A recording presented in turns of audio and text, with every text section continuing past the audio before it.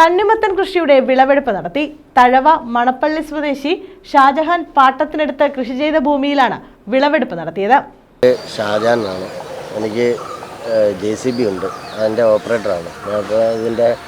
എൻ്റെ ജോലിയുടെ ഇടവേള സമയങ്ങളിൽ എനിക്ക് നമ്മുടെ തഴവ പഞ്ചായത്തിൽ വെറൈറ്റി കൃഷി ചെയ്യണമെന്നൊരാഗ്രഹം തോന്നി. അങ്ങനെ 2 വർഷമായിട്ട്, കഴിഞ്ഞ വർഷം കുറച്ച് തണ്ണിമത്തൻ ഇട്ട്, ഈ വർഷം ഇച്ചിരി വിപുലമായിട്ട് 1.5 ഏക്കറിനകത്ത് തണ്ണിമത്തനും അതുപോലെ പുട്ടുവെള്ളരി ഇട്ട്.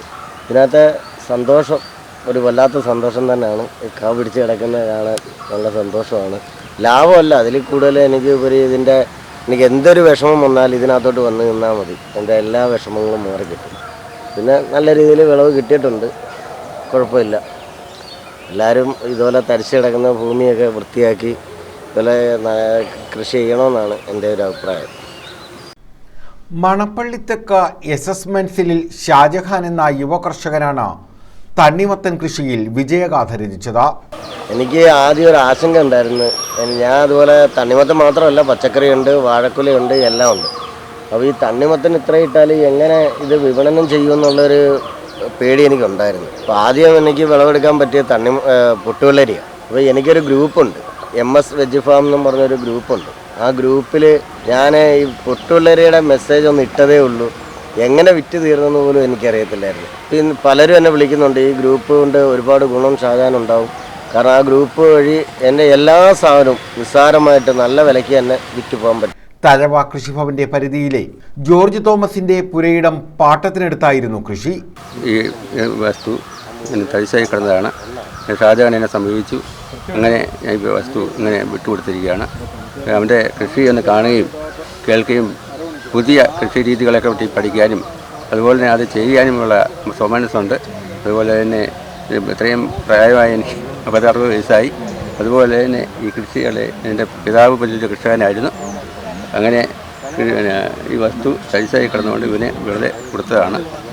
2.5 ഏക്കർ സ്ഥലത്താണ് കിരൺ, പൂസ ബേബി, യെല്ലോ എന്നീ തണ്ണിമത്തൻ ഇനങ്ങൾ കൃഷി ഇറക്കിയത്. ജനങ്ങൾക്ക് നല്ല വിഷരഹിതമായ പച്ചക്കറി കൊടുക്കുന്നതിന് വേണ്ടി ഷാജഹാൻ എൻ്റെ സുഹൃത്താണ്. ഷാജഹാൻ ആരംഭിച്ച ഒരു സംരംഭമാണ്. ഇപ്പോൾ 1 വർഷക്കാലമായിട്ട് നമ്മുടെ തഴവ പഞ്ചായത്തിൻ്റെ പല പ്രദേശങ്ങളിലും കൃഷി ചെയ്ത് അങ്ങനെ നല്ല രീതിയിൽ തന്നെ കുറേ മാസങ്ങളായിട്ട് നല്ല രീതിയിലുള്ള പച്ചക്കറികൾ ജനങ്ങൾക്ക് വാട്സപ്പിൽ ഗ്രൂപ്പിലൂടെ അത് സെയിൽ ചെയ്യുകയും നല്ല രീതിയിലുള്ള കച്ചവടം നടക്കുകയും ഇന്നിപ്പം വെള്ളരി കൃഷി, തണ്ണിമത്തൻ, വെള്ളരി കൃഷി, അങ്ങനെ 3-4 ഐറ്റത്തിൻ്റെ കൃഷി വിളവെടുപ്പാണ്. കൃഷിഭവന്റെ സഹകരണത്തോടെയായിരുന്നു തണ്ണിമത്തൻ കൃഷി ചെയ്തിരിക്കുന്ന തണ്ണിമത്തൻ എന്ന് പറഞ്ഞാൽ 3 ടൈപ്പ് ഉണ്ട്.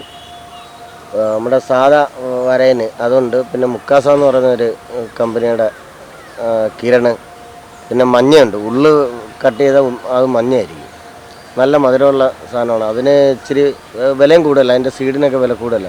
ഇത് ബാംഗ്ലൂരിൽ നിന്ന് നമ്മുടെ ഒരു സുഹൃത്ത്, അതായത് ഈ അരമത്തോടത്ത് ഒരു കടയുണ്ട്, നമ്മുടെ ഈ വളങ്ങളും ഇതെല്ലാം വിൽക്കുന്നത്, നിഹാദ് എന്നാണ് പേര്. അദ്ദേഹമാണ് എനിക്ക് വിത്തെല്ലാം വരുത്തി തന്നത്.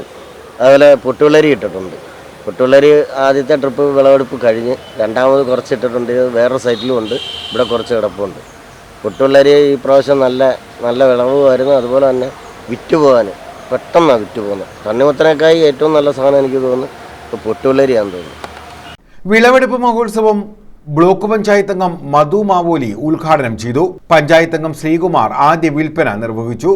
തഴവ കൃഷി ഓഫീസർ ഗീതു, കൃഷിവകുപ്പ് ഉദ്യോഗസ്ഥരായ നസീറ, ശ്രീപ്രസാദ്, രാജി എന്നിവർ പങ്കെടുത്തു. 12ാം വാർഡ് ഷാജഹാൻ എന്ന് പറഞ്ഞ കർഷകൻ്റെ കൃഷിയിടത്തിലാണ് നമ്മൾ നിൽക്കുന്നത്. അദ്ദേഹം ഇവിടെ മാത്രമല്ല, തഴവ പഞ്ചായത്തിലെ പാവമ്പ വില്ലേജിൽപ്പെട്ട പല സ്ഥലത്തും അദ്ദേഹം വാഴക്കൃഷി, പച്ചക്കറി കൃഷി മുതലായ കൃഷികൾ ചെയ്യുന്നുണ്ട്. വളരെയധികം നല്ല രീതിയിൽ അധ്വാനിക്കുന്ന ഒരു കർഷകൻ കൂടിയാണ്. നമുക്ക് കൃഷിഭവനിൽ നിന്നും വേണ്ട നിർദ്ദേശങ്ങളൊക്കെ കൊടുക്കാൻ സാധിച്ചിട്ടുണ്ട്. News bureau, Karunagappally.